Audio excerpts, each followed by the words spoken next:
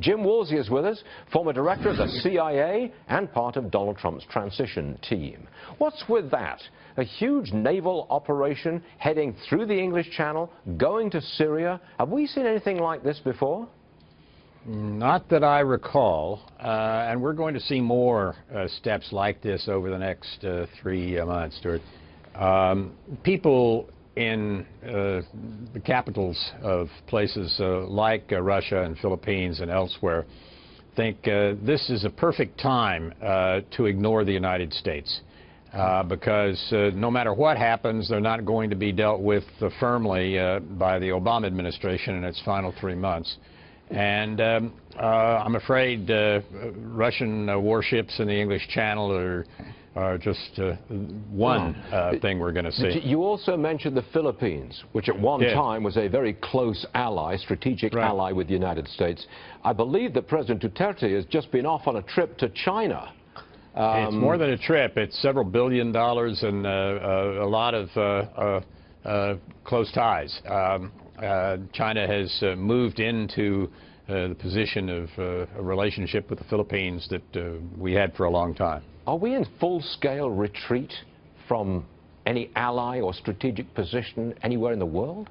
Well, we have done a very thorough job over the course of the last 8 years to offend and criticize and cause trouble for our friends, such as Israel, and to be friendly to our adversaries, such as Russia or Iran even.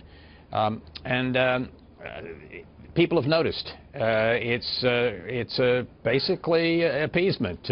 Appeasement was not a nasty word before the 1930s. It was just a description of how sometimes people acted in international affairs. And we now have a reputation that the Obama administration is appeasers. And that's why you are a Trump advisor, I believe. Okay.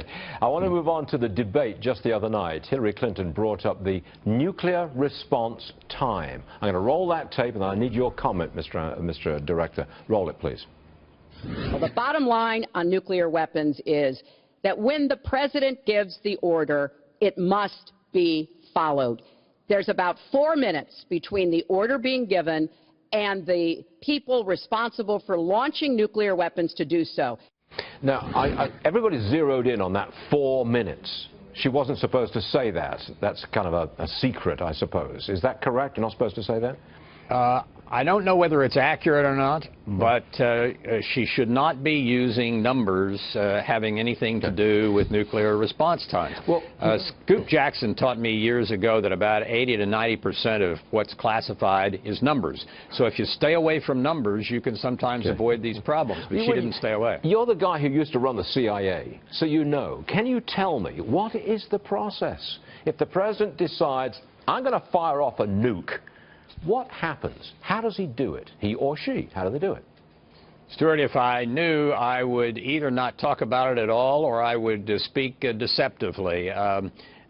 Winston Churchill said that truth in war is so important, it must always be protected by a bodyguard of lies. And nobody who knows the exact timing of that should talk about it and should stay away from it.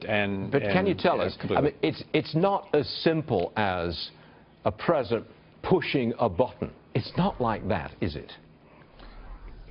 It's a very involved and complex and seriously monitored and procedure.